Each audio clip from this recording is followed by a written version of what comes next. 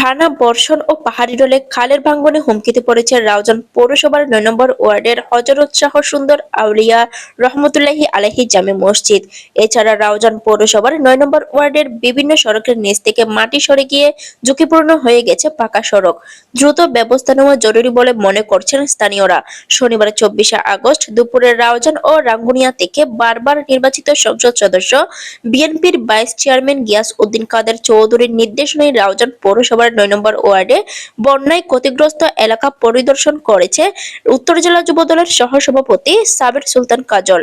পরিদর্শন শেষে তিনি রাউজান রাবার বাগান কর্তৃপক্ষের সঙ্গে মত বিনিময় করেন। রাউজানে যাতে কেউ বিশৃঙ্খলা করতে না পারে সেজন্য সজাগ থাকার আহ্বান জানিয়েছেন সাবের সুলতান কাজল।